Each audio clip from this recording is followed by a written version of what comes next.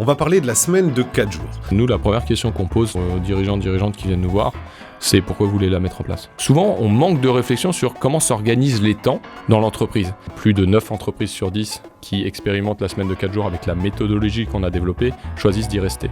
Je veux passer à la semaine de 4 jours, ça m'intéresse, je réfléchis à quoi, je me pose sur quoi. Le barbu qui parle RH, c'est du miel dans vos AirPods. Bienvenue dans le monde du RH qui bouge et qui prépare aujourd'hui le monde de demain. Moi, c'est Nico, je travaille dans les RH depuis plus de 15 ans. Et je vous partage mon expérience à travers des clés et des interviews super stimulantes. Et pour nous accompagner, ce podcast est soutenu par Le Figaro Emploi et a été produit dans leur magnifique studio parisien. Vous êtes prêts à attacher vos ceintures? C'est parti! Bonjour à toutes et à tous, alors merci d'être présents pour ce nouvel épisode du podcast du Barbu qui parle RH. Et aujourd'hui, on va parler d'un sujet qui intéresse énormément d'entreprises, qui clive beaucoup et qui fait beaucoup parler. On va parler de la semaine de 4 jours.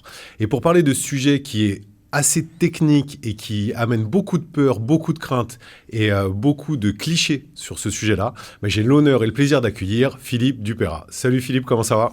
Ça va, nickel, merci. Bon, alors les gens ne te connaissent pas forcément tous, mais je pense que tu es la personne vraiment idoine pour parler du sujet. Alors tu vas te présenter en quelques minutes pour nous montrer pourquoi je suis super heureux de t'avoir et de pouvoir parler de ce sujet-là avec toi aujourd'hui. Donc, je suis Philippe Dupeyrat, je suis cofondateur de 4jours.work.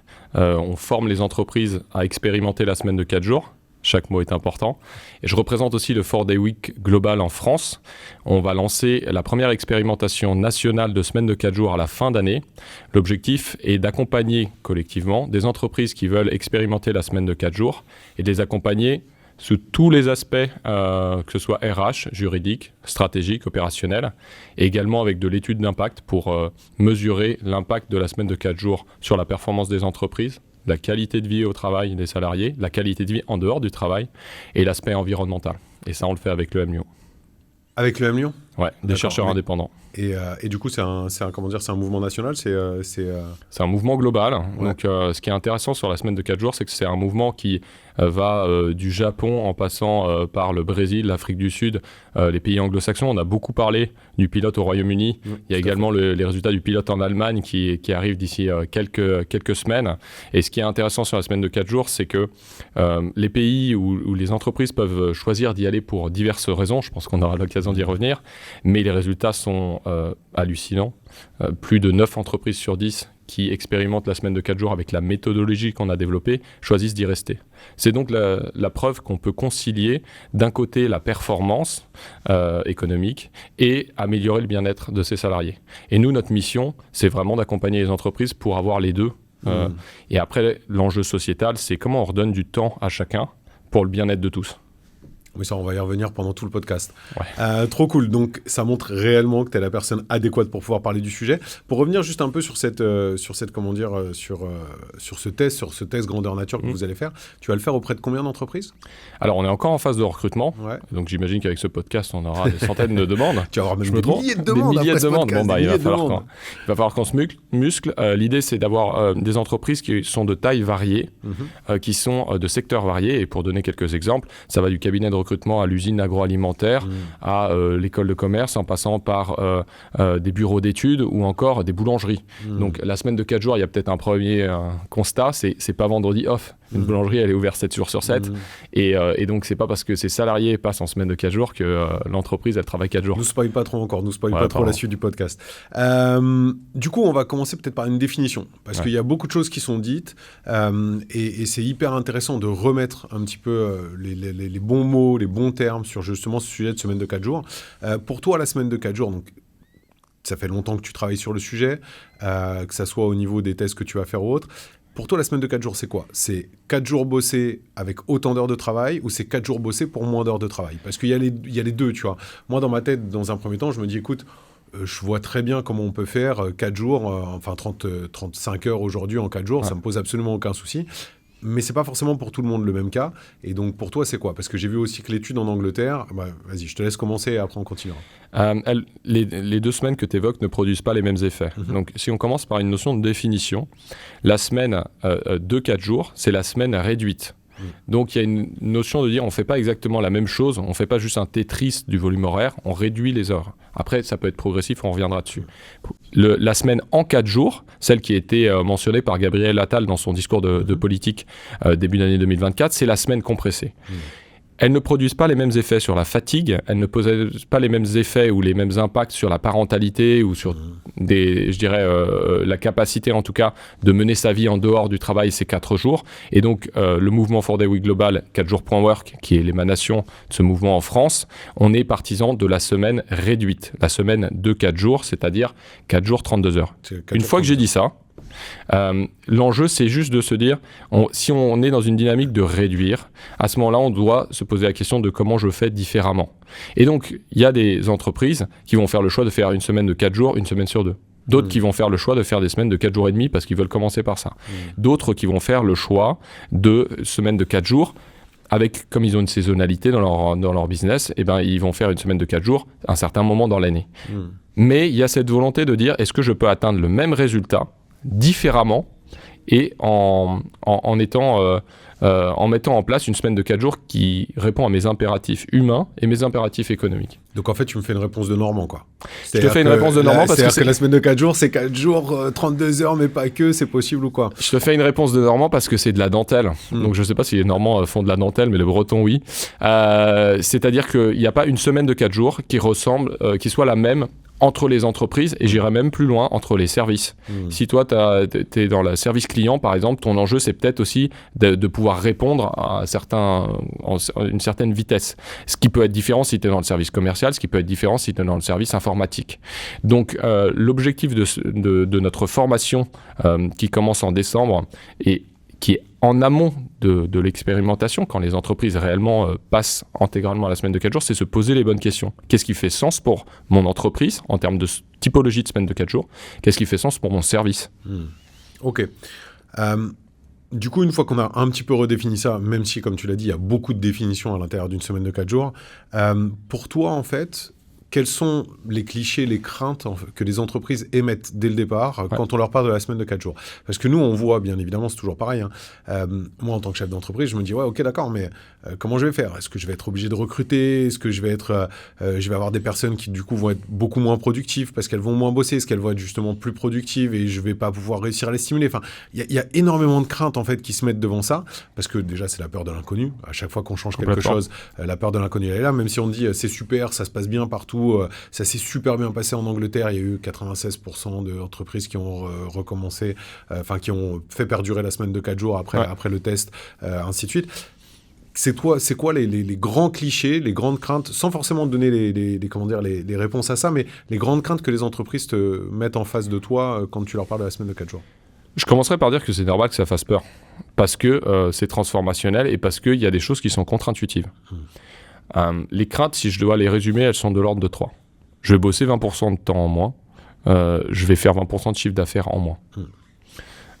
Ou je vais devoir recruter 20% en plus pour atteindre mon objectif. Ça, c'est la première crainte. La deuxième, c'est je pourrais jamais revenir en arrière si jamais ça marchait pas. Et la troisième, c'est ça va être extrêmement compliqué à mettre en œuvre. Je dois définir toutes les modalités. Et la dernière étant, je sais pas par où commencer. Et c'est pour ça qu'on s'est monté 4 jours.work. Aujourd'hui, il y a quand même des centaines d'entreprises qui sont déjà en semaine de 4 jours. En France? En réduite en France. Parce qu'en France, on connaît que LDLC en fait. Bien sûr, c'est eux qui prennent le plus la parole. Mais en vérité, je peux citer par exemple une entreprise qui est depuis 30 ans qui s'appelle Iprema. Il y a Elmi par exemple qui est à Lyon. C'est marrant, il y a un pôle un petit peu Auvergne-Rhône-Alpes parce qu'il y a une côte. Je dois préciser à l'audience que Philippe est annécien, donc ça veut dire qu'il prêche pour sa paroisse Auvergne-Rhône-Alpes. Je passe pour ma paroisse, malgré tout, l'expérimentation elle a un niveau national et on a des entreprises qui vont de Auch jusqu'à Nantes en passant par la région parisienne, etc. Donc les 3 craintes principales, perte de chiffre d'affaires, je ne sais pas par où commencer, en plus, moi de dirigeante, j'ai déjà une autre pile de dossiers à faire, donc en gros ça se rajoute à moi. Et puis la dernière notion, c'est en gros je perds le contrôle. En vrai, la semaine de 4 jours, si on se parle les yeux dans les yeux, c'est faire confiance à son équipe pour atteindre les mêmes résultats avec des moyens différents. Ça demande un acte de confiance très fort au départ.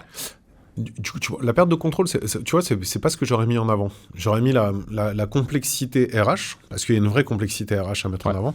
La perte de contrôle, moins, parce que j'ai un peu l'impression, avec le télétravail, avec le full remote pour certains, on a quand même accepté une certaine perte de contrôle sur le job de nos collaborateurs, et ça aurait pu être complètement...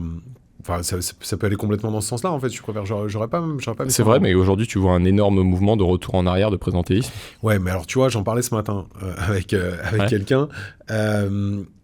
Pour moi, c'est autre chose. Ce problème de retour en arrière, c'est parce que ce sont des personnes qui ont cédé à une mode, tu vois, sur le côté télétravail, remote et tout, qui ont cédé à une mode. Là, c'est des gens qui se posent des questions. Donc, tu vois, je pense que c'est des choses qui sont différentes. Le télétravail, les gens se sont dit, vas-y, le Covid est fini. De toute façon, si on ne fait pas de télétravail, on ne pourra plus bosser, on n'attirera plus de candidats. Mais ils ne se sont pas posé la question si ça rentrait dans leur culture, si ça correspondait à leur job, si ça correspondait à leurs équipes, et ainsi de suite. Là, pour le coup, pour moi, c'est une énorme saucisse, en fait, d'avoir fait ça. Tu mets le point sur un point essentiel et très différenciant entre la semaine de 4 jours et la réflexion sur le télétravail. La réflexion sur le télétravail, comme tu dis, souvent, il n'y en a pas eu. Elle s'est imposée à nous du jour au lendemain. Et donc, on subit les conséquences de ne pas l'avoir planifié, anticipé. La semaine de 4 jours, notre formation a la volonté, pendant 2 mois, de t'aider à anticiper, te poser les bonnes questions, intégrer les bonnes parties prenantes. Et les parties prenantes, c'est pas juste la direction, ça peut être les représentants du personnel, les managers intermédiaires, les salariés. Et le dernier point, c'est que le télétravail, c'est très bien pour les cols blancs. Mais par contre, pour les cols bleus, ça ne marche pas. Alors que la semaine de 4 jours, ça peut marcher pour tout le monde et ça répond à des problématiques d'attractivité, de fidélisation, de burn-out. On a quand même des hausses de burn-out x3 pré-Covid, post-Covid, d'absentéisme aussi. Ouais. Après, c'est toujours pareil. On pourra évoquer sur tous ces sujets-là. Les burn-out viennent aussi d'une évolution de la société plus que de l'évolution du monde du travail. Enfin, tu vois, il y a plein de choses qui rentrent en compte sur le sujet. Multifactoriel, je suis d'accord. Ouais, c'est ça, parce qu'on a tendance à dire, tu vois, on a tendance à faire des gros batchs en disant, oui, aujourd'hui, on travaille beaucoup. Non, c'est aussi parce que tu as une société qui te pousse tellement, en fait, à une immédiateté, à un sentiment de d'échec continu par rapport à ce que tu fais, par rapport à ce que tu vois autour, qui fait que ton sentiment, pas que dans l'entreprise, mais aussi hors de l'entreprise, est un sentiment qui peut être assez compliqué à vivre, et donc qui amène, à mon avis, ce burn-out-là. Tu vois, il n'y a pas que l'entreprise. C'est sûr, mais en tout cas, ce qui est intéressant, tu amènes plusieurs points, et après on verra comment on les développe, mais ce qui est sûr, c'est qu'il y a 100 ans, on travaillait plutôt aux alentours de 70 heures par semaine. Ouais. Le temps de travail effectif en France, c'est pas 35 heures, hein, c'est 39 heures, on en a parlé il y a quelques jours. Aujourd'hui, on travaille 2 fois moins. À peu près. Malgré tout, la semaine de travail, elle n'a pas changé. Mais il y a tellement de choses qui ont changé dans le monde du travail. L'intensification du travail, le fait de travailler à n'importe quelle heure, parce qu'il y a des gens qui t'envoient des mails à 23h30, d'autres qui te les envoient à 5h. Et donc, c'est presque étonnant, c'est presque absurde qu'on n'ait jamais questionné, et nous la logique c'est de questionner, c'est pas d'imposer, hein, mais c'est qu'on n'ait jamais questionné cette semaine de travail qui, pour info, a été inventée ou a été popularisée, devrais-je dire, par Henry Ford en 1926. Et la raison pour laquelle il l'a fait, c'est qu'il perdait un employé sur 2 tous les mois, et ça lui coûtait une fortune. Aujourd'hui, il y a des coûts cachés aussi à rester en semaine de 5 jours. La difficulté de recrutement, la difficulté de fidélisation, hein, génération Z et génération Alpha, on parle de 18 mois en moyenne dans un poste. Comment on investit en RH quand on reste 18 mois dans un poste. Et puis le dernier point, c'est que structurellement, il y a plus de gens qui partent à la retraite que de gens qui arrivent sur le marché du travail. La question de l'immigration comme capacité aussi d'apporter plus d'actifs dans la société, on connaît un petit peu les blocages que l'on connaît actuellement. Donc le pouvoir va aller aux salariés. On le voit aussi en taux de chômage. On est quand même dans un environnement économique plutôt morose. Le taux de chômage a quasiment jamais été aussi bas. Ouais. Après, tu soulèves plusieurs choses à l'intérieur de ce que tu as dit, mais aujourd'hui, je pense que le côté comment dire, t'étais sur le point de Henry Ford, le côté du questionnement, en fait, de la semaine de travail, du questionnement de la manière du travail, il s'est fait par quelques personnalités qui ont compris que les collaborateurs et les candidats étaient la clé et vraiment l'essence même de leur entreprise, la vie, la force vive, chose qui a complètement disparu. Je pense que aujourd'hui, et c'est là où c'est intéressant, tu vois, d'avoir ce système de formation, d'avoir aussi tous ces sujets qui vont informer, le vrai problème au-delà de ça, c'est que les chefs d'entreprise, les CEO, les chefs d'entreprise, ont toujours pas encore fait la bascule à comprendre que la vraie valeur de leur boîte n'est pas dans leurs clients, mais dans leurs collaborateurs. Et je pense que ce paradigme-là, quand il aura changé, cet angle d'approche, quand il aura changé, on pourra avancer sur tous ces sujets. Et là, à ce moment-là, tu vois, c'est là où on a aussi notre rapprochement entre le marketing RH que nous, on développe continuellement et toi, la semaine de 4 jours. C'est parce que pour nous, en fait, pour pouvoir parler en termes de marketing RH, il faut qu'on soit audience-centré. Et il faut qu'en gros, tu transformes ton collaborateur, ton candidat en client. Là, c'est un peu la même chose. C'est-à-dire que la semaine de 4 jours pourra être mise en place correctement à l'inverse du télétravail si tu l'as fait en mode expérience collaborateur. C'est-à-dire que si tu la travailles avec tes collabs, que tu comprends ce qu'ils veulent, ce qu'ils entendent, comment ils vivent, ce qu'ils vont, et ce qu'ils ont besoin de ci, comme tu disais, en fonction des services, ce qu'ils ont besoin de ça, et ça pourra marcher. Là où je pense que c'est hyper intéressant comme approche, c'est que c'est une approche qui est plus une lame de fond qui commence à arriver. Donc ça veut dire qu'elle traite des sujets de manière sous-jacente, elle fait se poser des questions aux gens et se dire, est-ce qu'on va y arriver ou pas? Il y a des grandes craintes, il y a des grandes peurs, et on va parler des réussites, parce qu'on va parler de ce qui s'est passé dans les autres pays. Il y a des grandes craintes, il y a des grandes peurs, comme on en a parlé, mais je pense que si demain ça arrive, alors je ne sais pas si ça arrivera, toi je pense que tu crois que ça arrivera. J'ai une conviction que ça arrive, je ne sais pas à quelle vitesse, mais je pense qu'à un moment c'est un avantage compétitif tellement fort que les précurseurs ils sont déjà passés, les pionniers ils ont brûlé les bateaux, ils y sont allés et ça marche en France et ça marche dans le monde. Aujourd'hui nous on accompagne ceux qui, en anglais on dit les early adopters, mais ceux qui ont envie de le faire mais ils se disent est-ce que je peux m'accélérer, est-ce que je peux éviter les écueils et les challenges classiques. Et demain, contraint et forcé, quand les entreprises plus traditionnelles n'arriveront pas à recruter les talents ou pas à les garder, elles viendront nous voir. Et donc, on joue le temps long là-dessus. C'est agréable aussi de jouer le temps long sur la semaine de 4 jours. Hein. Ce qui est plutôt... Est-ce que tu peux nous expliquer un petit peu dans quel pays ça a été développé aujourd'hui?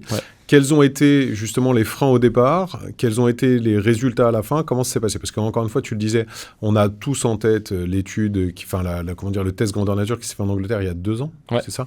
Qui s'est fait en Angleterre il y a 2 ans, qui a hyper bien marché, tout fonctionnait, quels que soient les secteurs d'activité. C'est ça qui a mis... En France, je pense, c'est vraiment ce test grandeur nature qui a mis les projecteurs, la semaine de 4 jours sous le feu des projecteurs, parce qu'on n'avait pas entendu parler outre mesure dans d'autres pays. Est-ce que tu peux nous expliquer un petit peu, nous faire un tour d'horizon de ce qu'il en est?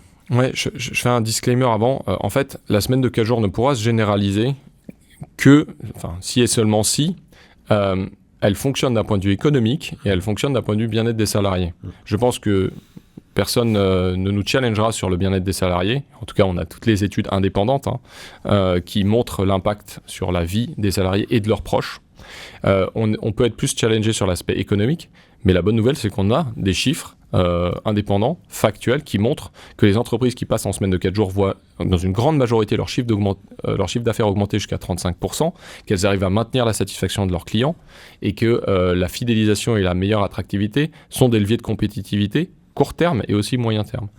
Maintenant, une fois que j'ai dit ça, le mouvement, en tout cas global, nous, on aime bien se comparer modestement, mais au mouvement B Corp, c'est-à-dire qu'on essaye d'être un peu les B Corp de la semaine de 4 jours. Il a été amorcé en Nouvelle-Zélande par un entrepreneur qui s'appelle Andrew Barnes et qui s'était rendu compte, il avait lu une étude et il s'était rendu compte que l'étude disait les salariés travaillent 3 heures ou sont productifs 3 heures ou 4 heures par jour. Il a dit, c'est pas possible. Et puis il s'est dit, ok, si c'est le cas, je dis à mes salariés, si vous maintenez les performances économiques, alors on passe en semaine de 4 jours. Et c'est allé au-delà de ses espérances. Il a fait progresser son chiffre d'affaires, il a fait progresser l'engagement de ses collaborateurs, tous les indicateurs étaient au vert et il s'est dit, je vais pas pouvoir rester tout seul avec ce message. C'était quand même la plus grande compagnie d'assurance en Nouvelle-Zélande, donc c'était AIG? Non, c'était Perpetual Guardian. Okay. Mais il s'est dit, je vais essayer de diffuser ce message. Et donc, c'est comme ça que le mouvement est né. Et il est plutôt né dans les pays anglo-saxons, qui d'ailleurs passent de 40 heures à 32 heures. Ça ne veut pas dire que les gens travaillent nécessairement 32 heures, mais il y a cette volonté de réduction qui est plus forte que chez nous. Et il a produit des effets. Il y a eu des pilotes en Islande, il y a eu des pilotes en Afrique du Sud, au Brésil, au Portugal. Afrique du Sud et Brésil, on peut se dire qu'ils ont d'autres enjeux sur leur marché du travail. Mais néanmoins, les indicateurs clés, la performance des entreprises, la qualité de vie des salariés sur l'absentéisme, sur les risques de burn-out, sur la performance économique, sur la satisfaction globale d'être passé à 4 jours, sont tous alignés. Et c'est là où le mouvement était plutôt anglo-saxon, peut-être parce que d'un point de vue régulation, c'était plus facile. Et maintenant, il est en train de devenir européen. Les résultats du pilote allemand seront sortis vers la mi-octobre. Et on a des pilotes qui se lancent en France, mais aussi en Suisse mais aussi en Italie, mais aussi en Suède. Et globalement, ce mouvement qui était initialement anglo-saxon est en train d'arriver assez fortement en Europe et également dans des pays qu'on n'attend pas. Est-ce que tu sais pourquoi le Japon va expérimenter la semaine de 4 jours ? Dis-moi. Des questions démographiques. Aujourd'hui, ils ont une population qui est vieillissante, mais nous, en France, on est passé de 4 actifs pour un retraité à 1,6 et on en prend le même chemin. Les femmes n'ont pas envie d'avoir des enfants si c'est pour faire la boniche à la maison, puis travailler avec toutes les problématiques aussi d'égalité des genres, et en plus s'occuper des enfants. Donc, il y a des raisons différentes pays par pays pour lesquelles ils veulent y passer, mais on a des exemples en Corée d'entreprises qui ont réussi en étant en semaine de 4 jours.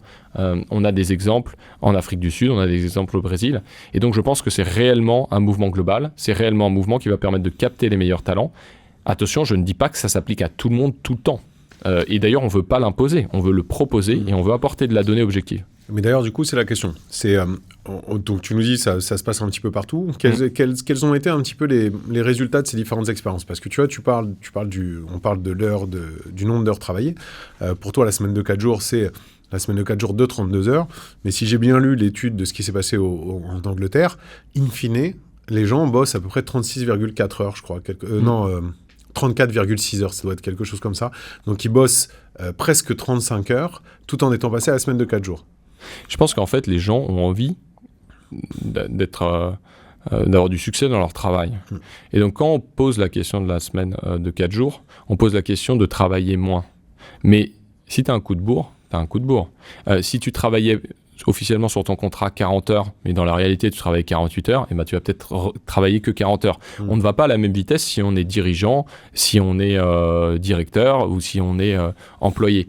Donc, la réflexion, c'est est-ce que le mouvement global, à toutes les strates de l'entreprise, va vers réduire un petit peu son temps de travail. Mais il y a 3 mythes qui sont très importants, je pense, à déminer aujourd'hui. Et s'il y a un seul message à retenir, c'est ça. Est-ce que les résultats viennent du nombre d'heures travaillées ? Premier mythe. Ça, on est complètement d'accord. Le deuxième, c'est on a des dizaines, voire des centaines de milliers de femmes, parce que c'est plus de 90%, les temps partiels, ce sont des femmes, qui sont à 80%. A-t-on réellement réduit leurs objectifs de 20% et dans leur fiche de poste, a-t-on pris en compte le fait qu'elles sont à 80% ? Depuis des décennies, il y a un enjeu d'égalité homme-femme sur ce sujet-là. Et le troisième, c'est, prenons le mois de mai. Le mois de mai, c'était que des semaines de 4 jours. Pas une semaine cette année. Est-ce qu'on s'est fait 20% de PIB en moins ? Non, mais par contre, tu sais, et là tu vois, tu prends le mois de mai, c'est assez intéressant. Toutes les entreprises te le diront, dans le mois de mai, le travail avance beaucoup moins vite, les choses avancent beaucoup moins vite, et il y a souvent des gros coups de bourre en juin, parce que justement, tu n'as pas pu faire tout ce que tu voulais en mai, parce que les gens étaient là, n'étaient pas là, les gens répondent pas. Enfin, c'est un enfer, et du coup, tu bourres pas forcément avant, tu accumules beaucoup de retard pendant le mois de mai, et tu bourres au mois de juin. Donc c'est quand même le bon contre-exemple du fait que, en termes de boulot, ça alourdit ta charge de travail. Parce que c'est pas anticipé ni planifié. Ce qui est sûr, c'est que la semaine de 4 jours, elle ne fonctionne. En tout cas, c'est ce que nous montrent les études. Les dernières études du pilote portugais, c'est intéressant. Plus de 80% des entreprises veulent rester en semaine de 4 jours. Mais elles montrent que ça a marché dans les entreprises qui ont modifié leur processus. Là, moi, je dis souvent, la semaine de 4 jours, tu soulèves le capot, tu rentres par la semaine de 4 jours, c'est un magnifique buzzword. Et finalement, ça pose des questions de comment on collabore mieux, comment on arrête de faire des choses. Les entreprises ne savent pas arrêter de faire des choses, elles savent rajouter des choses. Mais comment on valorise le temps des gens dans l'entreprise et comment on prend conscience qu'il y a du temps de travail profond, il y a du temps de sociabilisation, et l'idée, c'est pas de le perdre en passant en semaine de 4 jours, et puis il y a du temps de partage. Mais on valorise énormément notre temps libre à l'extérieur, et souvent, on manque de réflexion sur comment s'organisent les temps dans l'entreprise. Et donc, ça force sur plein de sujets. On s'est dit, on verra plus tard. Quand on passe en semaine de 4 jours, on est forcé de faire un peu d'automatisation. On est forcé de repenser et de valoriser le temps de chacun. On est forcé de repenser aussi les réunions. Et là, on parle de quoi ? On parle de 35 à 32, c'est 8,6% du temps de réduit. Quand tu bosses 35 heures. Quand tu bosses 35 heures, mais si tu es à 40 ou 45, tu réduiras. Mais aujourd'hui, en France, on est plus à 39 que 35. Donc du coup, encore une fois, c'est décéléré pour tout le monde. Pour toi, l'objectif, c'est plutôt de baisser un nombre d'heures pour le mettre dans la semaine de 4 jours, plutôt que de passer tout le monde à 32 heures. Complètement. Enfin, je pense que... Mais c'est déminer les 3 sujets que je t'ai dit. Est-ce que la qualité ou le résultat dépend des heures de présence ? Ça, on est complètement d'accord. Mais du coup, je reviens sur le sujet parce que tu parles d'automatisation. Et c'est une réalité. Et ça va être aussi l'opposition qu'on va faire, je perds mes mots, mais l'objection qu'on va te faire, tu vois, sur le sujet, on va te dire, ok, tu vas pouvoir automatiser. Mais moi, je fais du bâtiment. Comment je fais pour pouvoir m'en sortir dans le bâtiment, tu vois? Comme tu parlais des boulangers. Je dis pas que c'est pas possible, parce qu'encore une fois, les études montrent que ça marche. Hein. Mais ça m'intéresse, tu vois, parce que tu parles des boulangers. Comment je fais en boulangerie pour pouvoir le faire? Et comment je fais dans un contexte où, derrière, in fine, est-ce que je suis pas obligé d'augmenter mes tarifs, tu vois, derrière? Je te le fais. Moi, j'ai bossé pendant très longtemps en restauration. Je suis certain que c'est complètement possible de le faire, tu vois. C'est juste un ajustement de personnes. Mais tu es obligé de recruter du personnel pour pouvoir le faire. Et donc, comment tu fais? Parce que si tu recrutes, ça veut dire que quelque part, tu es obligé d'augmenter tes tarifs. Si tu augmentes tes tarifs alors que c'est déjà compliqué aujourd'hui, comment ça fonctionne? Alors, tu poses une très bonne question qui est la mise en œuvre est différente entre les typologies d'industrie et les typologies de taille d'entreprise. L'économie de la connaissance, il y a peut-être des gains de productivité qui sont plus individuels. Maintenant, sur les endroits où les gains de productivité sont moins évidents, ça ne veut pas dire qu'ils n'existent pas. Hein. Il y a des sociétés d'avocats, par exemple, au Canada, ils sont passés en semaine de 4 jours. Ils sont payés à l'heure. Hein. Bah là, ils ont plutôt été payés au livrable. Et ils ont repensé comment ils passent moins de temps sur l'administratif. Mais je te réponds sur la partie hôtellerie, je te réponds sur la partie construction, je te réponds sur la partie boulangerie, parce que je pense que c'est ça qui intéresse aussi nos auditeurs. La réflexion qu'on a là-dessus, c'est pas de dire on va gagner 20% de productivité à titre micro, à titre individuel, chaque salarié. Par contre, c'est de dire, en fait, si t'es salarié, t'arrives pas à recruter, tu vois, le bon pâtissier, parce qu'on est en métier super pénurique. Si t'as un turnover qui est de 12 mois ou qui est de 18 mois, tu vois, les études dans le pilote au Royaume-Uni, elles montraient une baisse des démissions de 42%. Donc, en gros, les coûts évités, qui peuvent être des agences d'intérim, des agences de recrutement, le fait de former, de recruter, en fait, c'est pas la bonne personne, etc. Ça, si tu les réinvestis, en fait, donc t'évites des coûts, parce que t'as plus d'engagement au travail, t'as moins de démissions, les gens sont plus compétents. Ces coûts-là, tu peux les réinvestir peut-être pour recruter partiellement, mais pas 20% de plus, c'est pas vrai, parce que tu dois repenser aussi tes processus. Et c'est ça qui va faire que ça tient. Je te prends un exemple. Moi, dans la crèche de mon fils, l'année dernière, ils sont passés en semaine de 4 jours. Parce qu'ils n'arrivaient pas à avoir des talents. Et du coup, les gens, ils prenaient une surcharge parce que tu avais le taux de staffing, en tout cas, le nombre de personnes qui étaient nécessaires n'était pas là. Donc, les gens prenaient une surcharge. Du coup, qu'est-ce qu'ils faisaient? Arrêt maladie et burn-out. Et ça, on l'a réduit des 2/3. Tu prêches un convaincu, parce qu'en plus, là pour le coup, c'est des stats que tout le monde connaît, c'est-à-dire que tu as une moyenne de coûts au recrutement raté, c'est-à-dire qu'un recrutement qui est trop rapidement, qui échoue trop rapidement, où la personne démissionne ou effectue un turnover avant 12 mois, on est en moyenne entre 40 et 45 000 euros. Donc tu prêches un convaincu, il n'y a pas de souci. Mais imagine une entreprise dans laquelle tout se passe bien, parce qu'il y en a dans lesquelles tout se passe bien. Une entreprise du BTP dans laquelle tout se passe bien, qui n'a pas beaucoup de turnover, qui a ses collaborateurs, qui est bien, qui bossent tous beaucoup plus que 35 heures ou que 39 heures, on est bien d'accord. Mais tout le monde est heureux. Et là, tu demandes à passer à la semaine de 4 jours, comment ils font? En fait, je pense que nous, la première question qu'on pose, tu vois, aux dirigeantes qui viennent nous voir, c'est pourquoi vous voulez la mettre en place. Et on a pour améliorer. S'ils te disent, ben voilà, là en l'occurrence, je te donne cet exemple-là. Alors c'est peut-être un petit reste par les cheveux, hein, je te l'accorde, mais je te donne cet exemple-là. Tu as une boîte de BTP de 20 personnes. Tout le monde fonctionne, ça marche bien et tout. Sauf qu'il n'y a pas spécialement de turnover, ça fonctionne. Parce que le patron, qui est un bon patron, c'est d'ailleurs pour ça qu'il n'y a pas de turnover, se dit... Ouais. Écoute, je vais passer à la semaine de 4 jours parce que je pense que c'est bien. Je vais essayer de rajouter un petit peu de bien-être, d'équilibre pro-perso à mes collaboratrices et à mes collaborateurs.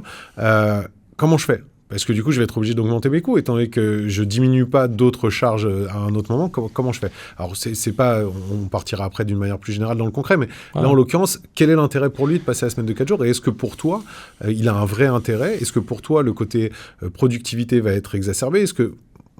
Alors, je pense que, donc déjà, là, dans ton exemple, et je te remercie de poser des exemples précis, parce que je pense que c'est ça aussi ce qui intéresse les gens, on parle de 35 à 32. Donc, ça veut dire que dans leur journée, il y aura aussi une augmentation légère, mais de 4 heures en plus par jour. Je pense que l'enjeu, il est plutôt de s'accorder sur, dans le cadre de cette expérimentation, combien de chantiers ou combien de chiffres d'affaires ou quelle est la satisfaction de nos clients veut-on atteindre? Et de partir de là. Derrière, la question de fond, c'est est-ce qu'on a une capacité, comme on fait moins d'allers-retours sur les chantiers parce qu'on est 1 heure de plus par jour, de finir plus de chantiers. C'est ce qu'on a observé chez certaines entreprises, parce qu'il y a certaines entreprises du bâtiment dans d'autres pays qui y sont passées et qui nous ont dit ça marche, on finit les chantiers en moins de journées, puisqu'on a une journée de plus, et du coup on n'a pas à faire les allers-retours sur d'autres chantiers. Donc tu peux avoir des gains de temps sur le temps de trajet, en fait. Parce que tu es 4 heures de plus sur ton chantier sur 4 jours, donc tu n'as pas les coûts, le premier point.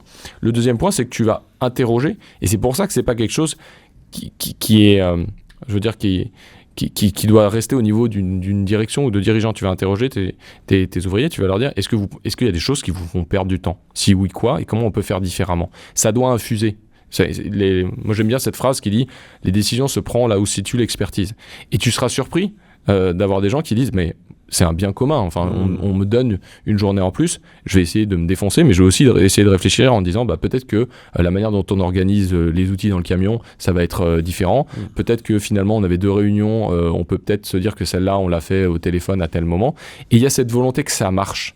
Et on pourrait dire ouais, mais ça, c'est parce que vous savez que vous êtes dans l'expérimentation et vous voulez qu'on pérennise. Mais les études, elles montrent, et on fait aussi des études 12 mois après la fin de l'expérimentation, et ça montre que la performance, elle se maintient. Parce que sur ce métier-là, c'est aussi des métiers qui sont physiques, c'est des métiers qui fatiguent. Et donc, si tu cumules la baisse de l'absentéisme avec une réflexion en tout cas sur où est-ce que tu peux gagner un peu de temps, avec je me sens mieux parce que je fais plus de sport, parce que j'ai enfin le temps d'aller emmener mes enfants chez le médecin, parce que je fais une autre activité à côté et ça me nourrit, c'est là où, toutes choses égales par ailleurs, la majorité des entreprises qui ne sont pas dans l'économie de la connaissance voient leur chiffre d'affaires progresser. Je le dis, on a les études qui le montrent.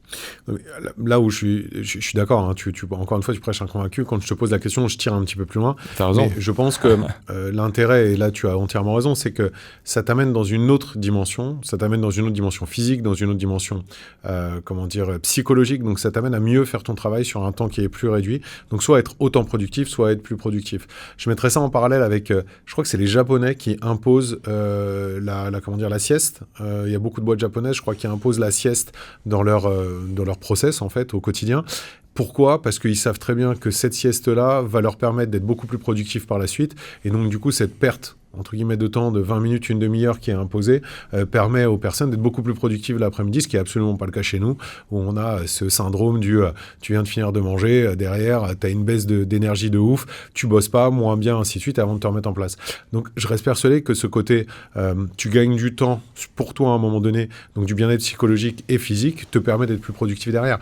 Mais c'est vrai que c'est quelque chose qui n'est pas naturel dans notre esprit. Dans l'environnement de travail qui a été créé depuis ces dizaines et centaines d'années, en fait, c'est quelque chose qui n'est pas naturel. C'est pas naturel et c'est pour ça que nous, on ne dit pas... on dit expérimentez, faites-vous votre opinion. Je ne peux pas te montrer toutes les composantes qui font de la productivité. Mais on sait que l'engagement au travail en France est parmi un des plus bas par rapport à ses voisins européens. Ouais, complet. 7%. Et donc quand tu crées un intérêt général au sein de ton entreprise, que ce soit le salarié, voire l'alternant, jusqu'aux dirigeants, dirigeantes, en fait, tout le monde a intérêt à ce que ça marche. Et ça change plein de choses parce que... Le côté moyennement motivé, le côté il faudra le faire, mais finalement on va pas le faire. En fait, tu as un avantage, c'est l'avantage salarié le plus demandé devant tous les autres. Et donc, tu as un avantage tellement fort que tu vas faire le petit truc extra. Je prends un autre exemple. Je crois que chez LDLC, ils se sont rendus compte que le service client qui initialement finissait à 18h pile, et donc prenait pas de call à partir de 17h50, les gens disaient je le prends à 18h. Et je le résous parce que j'ai pas envie de le passer à mon collègue, parce que demain, je sais que je suis off. Et donc, c'est aussi un changement de mentalité où l'entreprise, elle prend soin de toi. Toi, tu prends soin de l'entreprise. Et je pense que c'est ça la puissance de la semaine de 4 jours. Si on prend la focale entreprise, les gens, ils ont envie de prendre soin. C'est tellement atypique aujourd'hui, c'est tellement minoritaire que tu es fier d'être dans une entreprise qui te donne cette confiance. Et quand on te donne la confiance, moi, je pense que la majorité des gens, ils la redonnent. Ça, pour le coup, on est complètement d'accord. Donc, du coup, tu nous as expliqué ce qu'était la semaine de 4 jours. On a fait une petite définition. On est passé un peu sur les craintes, les mythes, des clichés qui émanaient de cette semaine de 4 jours. On a parlé un petit peu des différents pays anglo-saxons. Ça m'embête un peu. Je suis un ancien rugbyman, j'aime pas trop les Anglais, mais bon, des fois, ils font des choses bien, c'est pas grave. Les pays principalement anglo-saxons qui ont expérimenté ça. On voit quand même dans ton discours qu'il y a, in fine, a posteriori, que des points positifs, même si ça se travaille, c'est vraiment un gros travail à faire en amont, un gros travail de sensibilisation, de compréhension, qu'il n'y a pas une semaine de 4 jours, qu'il y a plein de semaines de 4 jours qui correspondent à tous les secteurs d'activité différents, qui correspondent à toutes les entreprises, même à chaque BU au sein de l'entreprise. Donc ça, c'est ce qu'on voit. Mais concrètement, maintenant, tu es une boîte lambda. Alors, je pense qu'encore une fois, ça diffère, mais ça serait quoi les 3-4 premières étapes à mettre en place ou sur lesquelles il faudrait se pencher pour pouvoir se dire, OK, je veux passer à la semaine de 4 jours, ça m'intéresse, je réfléchis à quoi, je me pose sur quoi?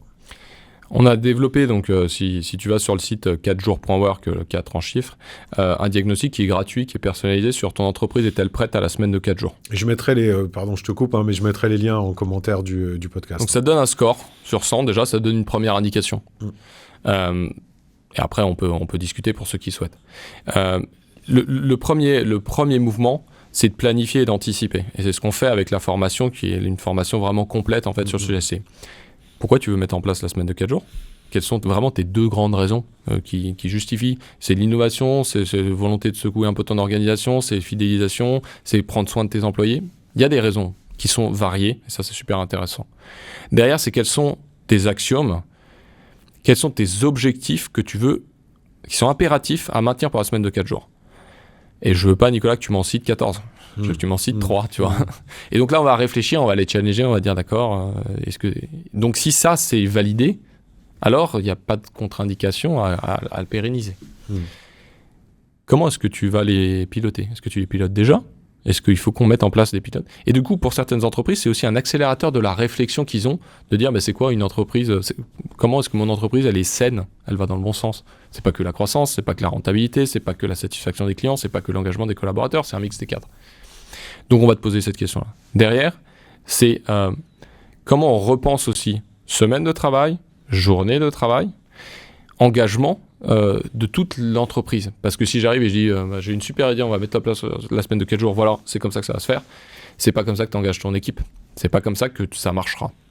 Donc on est vraiment dans cette première phase de planification et nous on accompagne là-dessus. Et puis il y a tu parlais au départ, bien sûr c'est stratégique, bien sûr c'est opérationnel aussi, mais il y a aussi des aspects techniques. Tu fais quoi pour les gens qui sont déjà en temps partiel? Et qu'est-ce qui se passe pour les stagiaires? Qu'est-ce qui se passe pour les alternants? Est-ce que tu as des enjeux juridiques? Qu'est-ce qu'elle te dit ta convention? Il y a deux angles là-dessus, sur l'aspect juridique. Le premier, c'est tu peux expérimenter, c'est assez facile. Et après, comment tu pérennises, et c'est autre chose. Tu vois, dans la formation qu'on a, pour les entreprises de plus de 20 salariés, on va jusqu'à la rédaction de l'accord collectif d'entreprise si tu veux pérenniser. C'est inclus dedans. Et donc, première phase, pourquoi? Deuxième phase, c'est quoi les modalités du test chez moi? Qu'est-ce que je vais vouloir expérimenter? Et comment je vais le communiquer? En interne, en externe. Troisième phase, j'expérimente. Et quand on expérimente, on accepte que ce qu'on avait anticipé se passe différemment.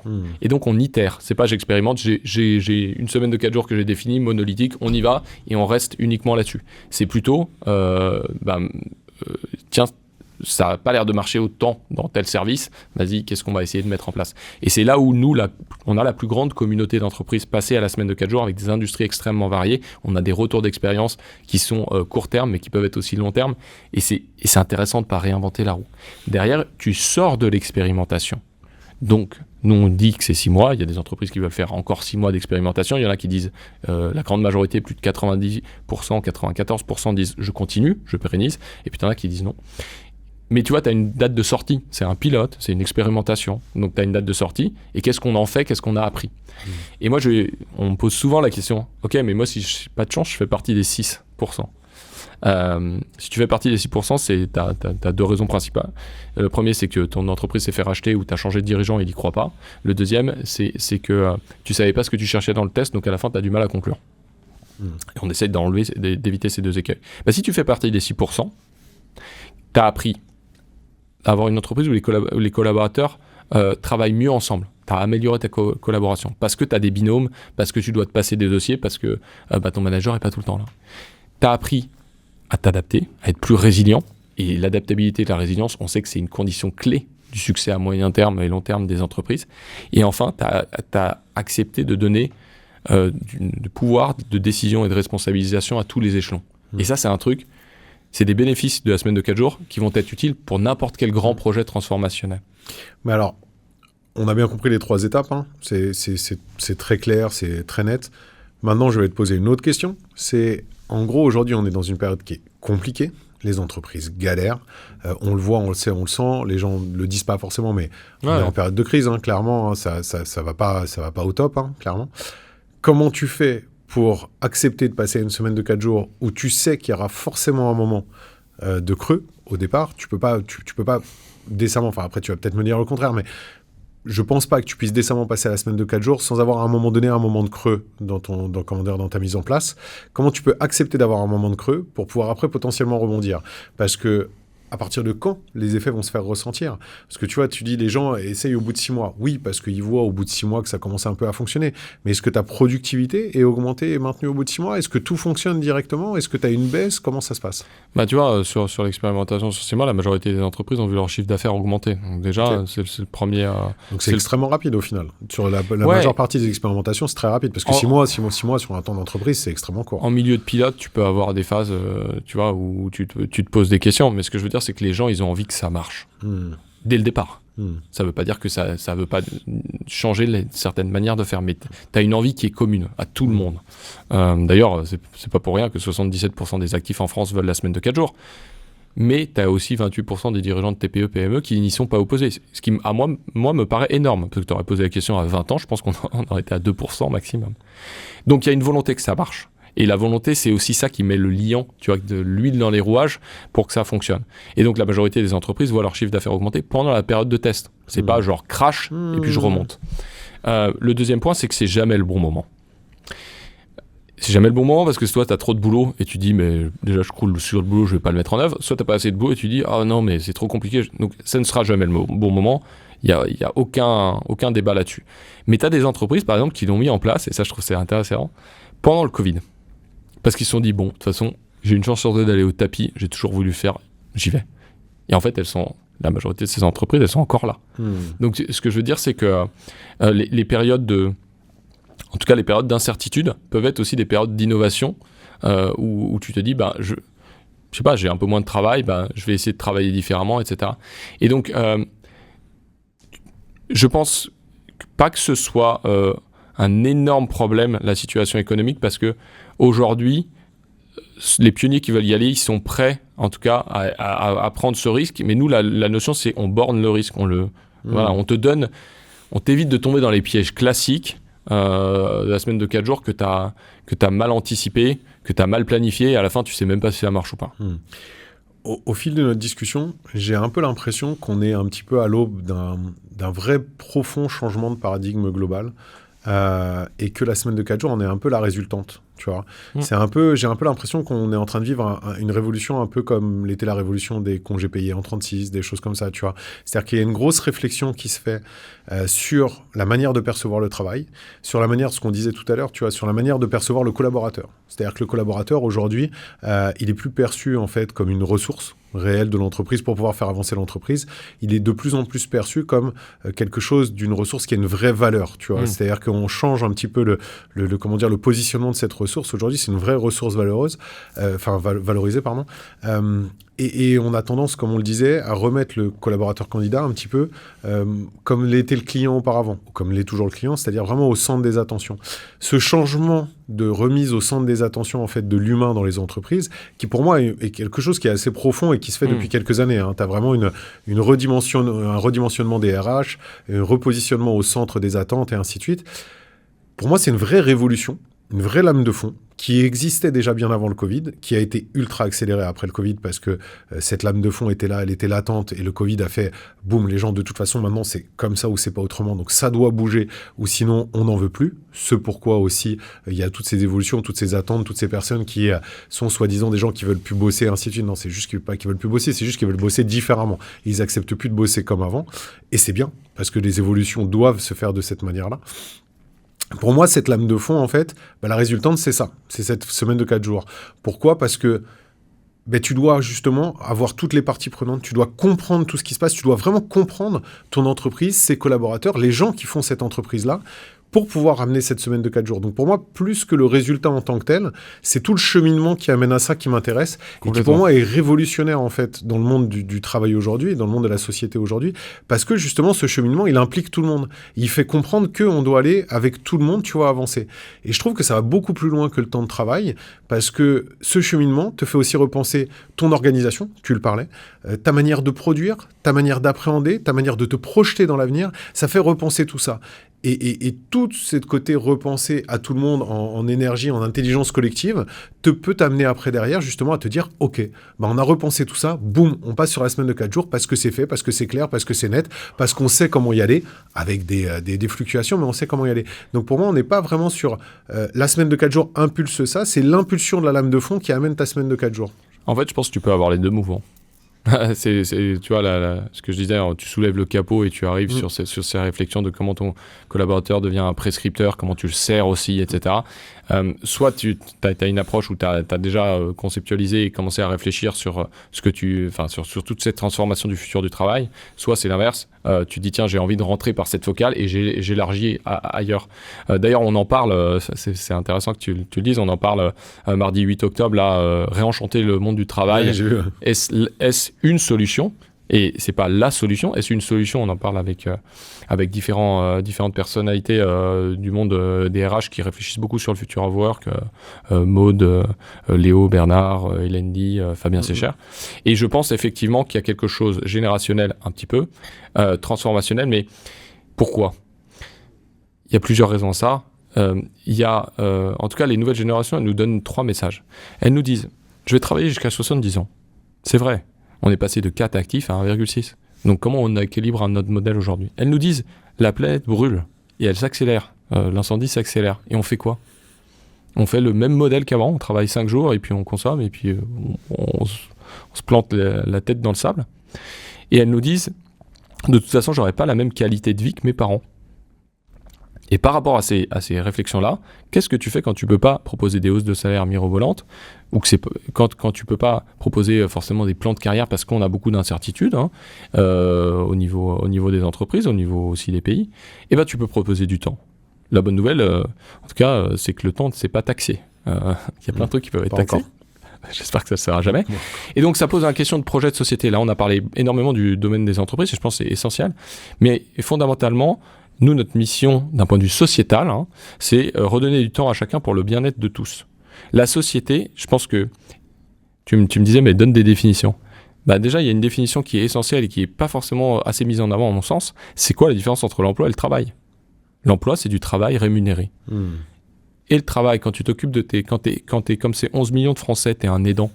Quand tu t'engages dans le monde associatif, qu'il soit environnemental, sportif, social, quand tu t'engages comme tant que citoyen, quand tu réfléchis sur ta consommation, comment tu peux consommer différemment, etc. En fait, il y a du travail qui est non rémunéré. Ce travail-là, il fait tenir la société. On a des soubresauts politiques qui sont quand même inquiétants et qui, à mon sens, une des raisons, c'est pas la seule, mais c'est que les gens ont du temps pour rien. Et quand tu as du temps pour rien, tu ne parles pas aux gens qui pensent différemment de toi. Et donc, la réflexion aussi de libérer ce temps-là, c'est égalité homme-femme, engagement associatif, réflexion sur comment tu articules la place de ton travail dans la vie, les aidants, etc. Et c'est vraiment transformationnel. Et quand tu arrives à faire basculer une entreprise de 50 salariés en semaine de 4 jours, tu as un impact sur ces salariés, tu as un impact sur leurs proches, et je pense que quand ça devient massif, tu as un impact sur la société.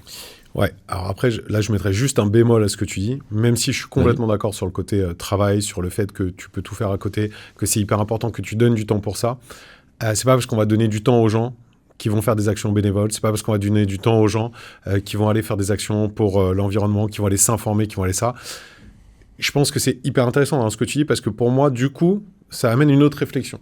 C'est-à-dire que potentiellement, il faudrait que la société, parce que pour moi, les sociétés entreprises, pour moi, sont à la base du changement sociétal. C'est elles qui feront le changement sociétal, parce que c'est elles qui sont là pour informer, c'est elles qui sont là pour éduquer, c'est elles qui ont les personnes le plus longtemps avec elles. On parle souvent du sujet du handicap, dans lequel les entreprises sont ultra pionnières et ont ce rôle d'information et de formation. C'est absolument pas l'État qui le fera.